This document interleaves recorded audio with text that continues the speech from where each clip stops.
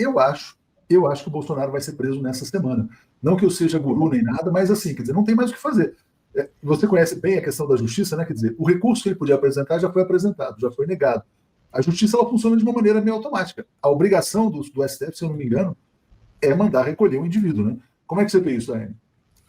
Então, a justiça funciona e tem alguns ritos, né, que precisam ser garantidos, né, o direito de ampla defesa, o trânsito julgado para finalizar tem que ter essa garantia. O voto é do dia 7 ao dia 14, né, os ministros podiam depositar os seus votos, podem depositar os seus votos do dia 7 ao dia 14 de novembro. Todos eles que podem votar, né, o Fux saiu da turma, então os 4 ministros podem votar, já votaram, mas eles podem mudar o voto de 7 a 14. Então, o prazo fica aberto até o dia 14. Feito esse prazo, finalizado, a defesa ainda pode apresentar mais algum recurso, e, portanto, tem mais um prazo aí de alguns dias, 15 dias, 5 dias, para esse trâmite acontecer. E aí, tem análise novamente do ministro relator, que pode denegar de pronto sem análise do mérito, julgando que seja uma repetição do que já foi apresentado e uma tentativa de postergar justamente o avanço da tramitação do processo para essa execução penal. Então, não acredito que isso aconteça tão rápido quanto a gente espera, justamente por conta desses prazos todos. Mas acredito que isso possa andar até o final do mês, começo de dezembro, antes do período de recesso do judiciário, né? Há também uma possibilidade de apresentar aquele recurso à segunda turma, a segunda turma, né? Justamente tentando fazer uma mudança na sentença condenatória. Mas há também análise de que isso é uma medida mais arriscada e que teria uma exposição maior de uma tentativa de postergar e criaria ali um ambiente mais político desfavorável, não tão favorável quanto a defesa espera. Mas é uma medida que está na mesa e que pode ser usada. Mas acredito que até antes do Natal, acho que isso já se resolva. Então, é o que a gente espera e é o que seja necessário. Tem também, no prazo dessa execução, também tem um timezinho para fazer essa execução de fato e de pronto. Né? Além de todas essas explicações, definições, esclarecimentos que fez a Daiane a respeito de prazos, de iniciativas, de recursos, de votos, né? Eu acho que uma definição importante que precisa ser esclarecida de maneira definitiva é em relação à maneira da execução da pena. Não é? Eu acho que isso pode, aparentemente, ela será feita de maneira fechada, em penitenciária, é isso, na papuda, pelas indicações que aparecem de forma indireta, e essa é uma definição muito importante. Talvez até mais importante agora de todas, seja essa, para onde vai Bolsonaro e em que instalações e em que condições ele começará a cumprir a sua pena.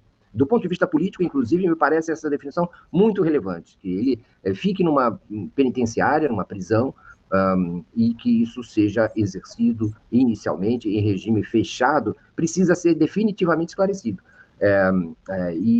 Eu imagino que isso esteja também afeito à decisão do próprio ministro Alexandre de Moraes, né? Mas também talvez aconteça aí uma delegação para um magistrado que vai cumprir e cuidar da maneira de execução dessa pena. Não é? Existem magistrados que, às vezes, são especializados exatamente em varas de execução penal, certo? Então, como é que vai ficar isso? Porque eu não me preocupo em vingança, em prazer, eu sei que tem muita gente que gosta disso, eu não me ligo nisso, sabe? Isso tudo me entristece. Essa coisa de abrir uma cerveja, eu vou tomar um porre e tal. Eu não consigo, sabe? Eu tenho além do miolo, eu tenho um coração mole.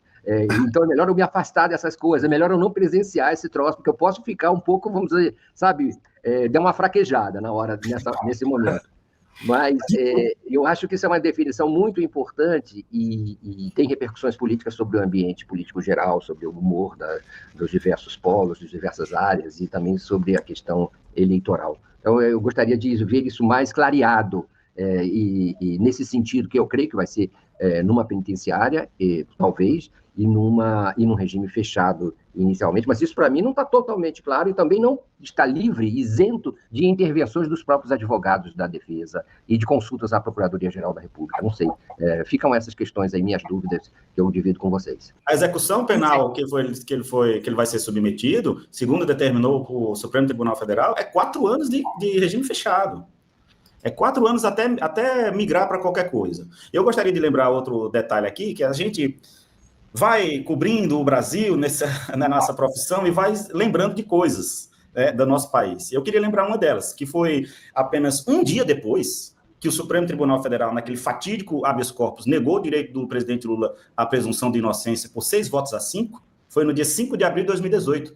No mesmo dia, dia 5 de abril de 2018, o então juiz Sérgio Moro expediu o mandado de prisão do presidente Lula. E ele chegou a ser preso no dia 7, como já sabemos. Então, assim, o Lula, a execução foi imediata. Tudo bem, é outro caso. É porque o Lula era o inimigo da classe dominante. O Bolsonaro é um serviçal da classe dominante. Isso muda tudo, né?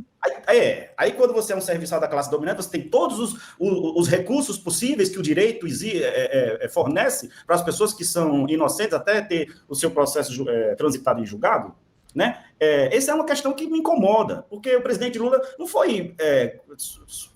foi cogitado a ele a hipótese de ter prisão domiciliar em razão de qualquer tipo de razão de saúde. Inclusive, foi negado várias saídas ao presidente Lula para ir no enterro do irmão. O ministro Dias Toffoli queria que o presidente Lula se encontrasse com seus familiares numa unidade militar. Aí agora a gente está discutindo todos esses prazos, todos esses recursos para executar uma pena de 27 anos de prisão, com 4 anos de prisão em regime fechado, contra o Bolsonaro. Sabe? Esse é o Brasil que a gente tem. Infelizmente, é a justiça, tudo bem, mas quando o réu é do campo progressista, a justiça é célere.